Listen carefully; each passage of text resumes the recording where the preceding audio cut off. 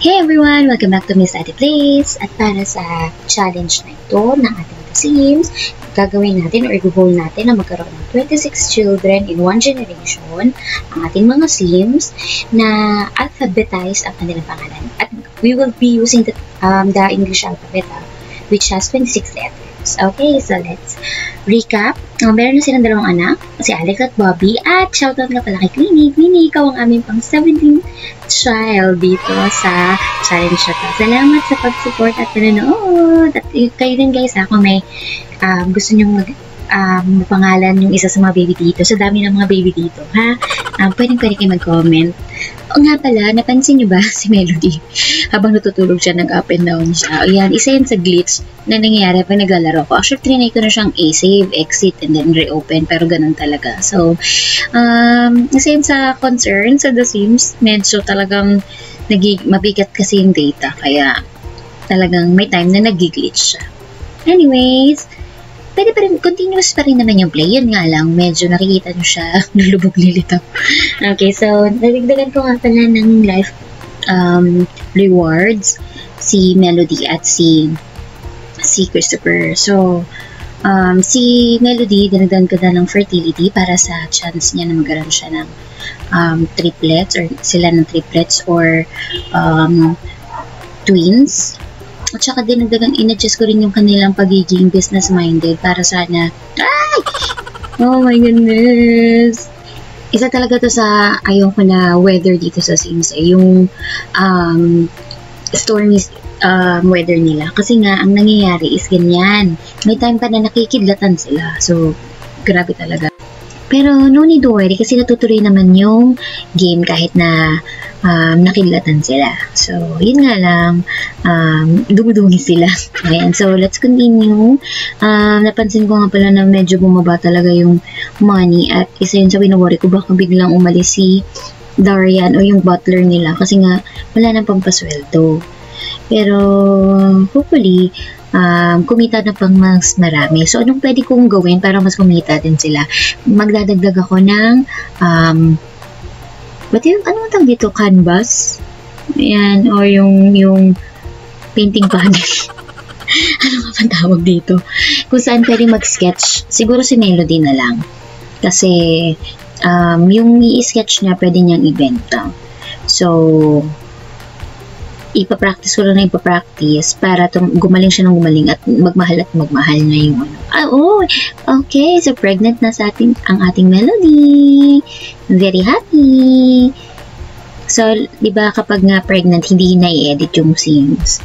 So, ibig sabihin pregnant siya. And possible magkaroon siya ng multiple births or twins or triplets kasi nga dito sa kanyang reward na fertility, yung binili ko last time. So, siya lang yun meron ha.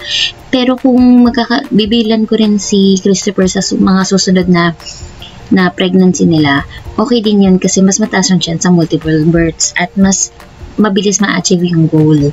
Okay, so ito na. Napracticein ko lang siya. Napapracticein tuloy ko lang ng itutuloy. That pala classical music yung pang background dito. Ayan, so tulog muna ang aming butler na si Darian at ang hubby kasi magtatrabaho si hubby. Si Melody kasi dito muna siya sa house. I think naka-maternity leave siya ng ilang araw. Okay, so habang inaayos natin yan, ayan, ito nga pala naging isa sa concern ko kasi hindi ko in-adjust or hindi naman supposed to be na mag-age up kagad si Bobby. So, dapat di ba ang ruling dapat is mag-age up sila kapag nanganak na. Kaya lang, dun pala sa settings nitong Sims, hindi ko na i-adjust na hindi kagad mag-automatic yung baby o yung growing up nila. So, i-birthday ko dito si Bobby, pero pagkapanganak ni Melody ng isa pa, hindi ko na siya i-age up. Okay? So, ibig sabihin, ma-advance lang yung birthday ni Bobby, pero pag nanganak na, pag nanganak na si Melody, si Alex na lang muna yung mag-grow up. Kasi nga, hindi ko na na-adjust yung kanilang settings in the meantime. Okay, so ito muna, tuturuan ko muna si Alex maglakad. No, the reason ba't tuturuan ko si Alex maglakad kasi nakita niyo naman kung paano si Alex nung nakaraan, diba, gumagapang nakakatakot. So, kailangan maturuan siya para matuto siyang mag-walk around at mas mag-improve yung kanyang skills. Oh, ang cute mo. Kung gano'n dito siya. Oh. Anyways, pinabenta ko nga pala kay Christopher yung painting kanina ni Melody para makadagdag sa budgets. Or sa budget. Ayan. So, oh, my baby. Kita nyo naman, di ba? Yan, si Alex at si Bobby. Pareho na ng life stage toddler. Ito, sisira na naman. Ako po. This is one of the concern kapag mumurahin yung gamit pag nagtitipid dito sa Sims. Kaya isa sa pinakamahirap na challenge tingin ko dito sa Sims talaga is yung has to do with money. Kasi everything would be affected kasi syempre yung gamit kapag madaling masira, low quality yung gamit na bibili ito, diba? Punas na naman ang punas, walang mabibiling food, hindi makaka-hire ng mga butlers, hindi makaka-hire ng mga maids. So yun yung isa sa mga pagiging problema. Ayan, syempre kakasimula pa lang ng bills na naman. Nakasimula pa lang pamilya nila. Bakit kasi ano to? Ay, benta ko na nga yan. Simula na nga ng bago. Ayan, so, pinapaturuan ko muna kay Alex maglakad si Bobby. Ayan, para marunong na rin si Bobby. Actually, isa yun sa pwede nyo i-train sa mga toddler, yung maglakad. Tapos tuturuan din silang mag-talk.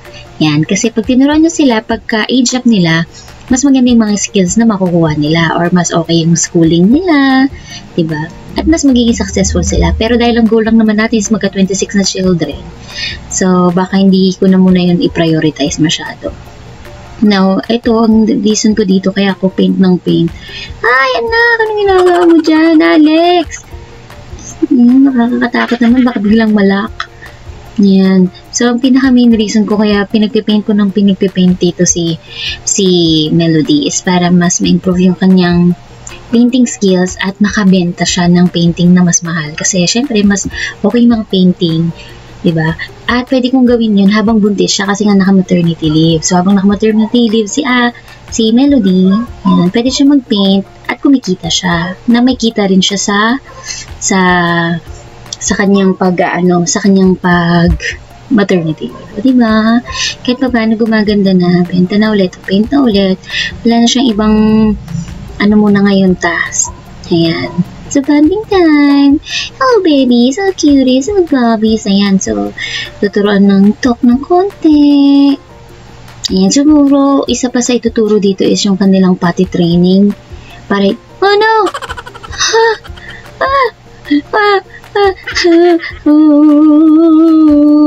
Dari, di ba pwedeng utang muna? Darian, wawa. Darian, buntis ako. Ay, si Melody. Bakit, Darian? Naku po. Dalawa na lang sila. Meron sa dalawang anak. At meron pang buntis. Ay, meron pang laman yung tiyan ni Melody. Oh, no. Okay, so this is a reflection of the feeling siguro na Melody. Grabe, nakakatakot yung painting mo, Melody, ha? Fairness. So, ayan. So, ito na. Seryoso na ito. Dahil dalawa na lang sila. Oh my goodness. Actually, ang isa sa positive side naman ang nakita ko sa pag-alis ni Darian. Syempre, yung sweldo, supposed to be sweldo niya, sa budget na nila mapupunta, diba? Tapos yun, may kama na yung si Alex tawag dito, pag in-age up ko. So, okay na din siguro. Ay, nako. Pero good luck. Good luck kasi ang daming kailangan gawin tulad nito. Ang daming lilinisin. Oh my goodness. Pinakamahirap yata dahil mga bata pa sila dahil kailangan talaga silang pakainin, alalayan, at turuan. Kasi kung medyo malaki-laki na, at least, di ba, kaya na nila kumain on their own, mautusan ko na sila. Diba? Oh my goodness. Ayan, pinapati-train ko sana para hindi na magpapalit ng diaper. Pero, Melody, kailangan pa naman din mag-practice ni Melody. Kasi nga wala na extra. Ilan pa lang, 2 pa lang to. Aabot na ba ako kay Queenie? Queenie, kung hindi, pwede bang pwede ba ngayon palang pasensya na pag hindi ka umabot? Hindi umabot yung pangalan mo sa challenge nito. Oh my goodness. Anyways, ito na nga. So, susubukan kong bumili. Ito na yung pinakamura, kasya sa budget. Wala lang ng pera, bili pa ng bili. Ayan, so susubukan ko ipati-train sila baka sakaling makatulong at hindi ko sila palit ng diaper. At papapraktisin ko rin ng papapraktisin ulit si Melody. Hopefully, mas gumaling na siya, mas okay na yung kita niya. At syempre, madami na naman ang red. Ano ba naman to? Paano ngayon to? At saka, oo nga pala, mga anak nga pala to. Paano nga pala sila iiwanan na dalawang bata to? Wala yung butler, walang kasama. Oh my gosh, kailangan tawagan mo na. Wait lang, tatawag mo na akong service. Babysitter ka lang muna. Okay, tiisin mo muna konti, Melody. Saglit lang, tatawagan ko lang para may kasama yung mga babies. Kasya pa ba yung pera? Okay, kasya pa naman. Masa na? O sige, diretso ko na sa Melody. Yun na, i-clear na natin. Ayan. Melody, wait for me. Ayan na, yun na yata yung seater. Pasok na. Ayan, ako. Pumasok na si Melody. Uy, ito kailangan natin ng moral support. Ano ba itong binasa? Baby girl! OMG, our first girl. Cory! Our baby girl. Cory. Oh. Yeah. So, we'll have him then. Another baby girl! OMG! Okay, so we have 2 na. Okay, ilalagay ko lang dito para alam ko yung kambal sila. Baka malito ako sa pag-age transition nila. Okay, so Alex. Kuya Alex. Saboy. Kuya Bobby. Saboy. And we have 2 girls. Cory and Drew. Oh, loner. Okay. Okay lang. Sige, siguro ano ba maganda? Yeah, mana sa mami. And that's it, guys. Thank you so much for watching. May 2 na tayong girl, 2 boy. At improving painting skills. So, hopefully, maging okay sila. Hopefully, ay tuloy-tuloy. At sana ba'y milagro magkaroon ng pera. Alright, thank you so much for watching. Sana mag kayo ulit sa susunod. Bye-bye!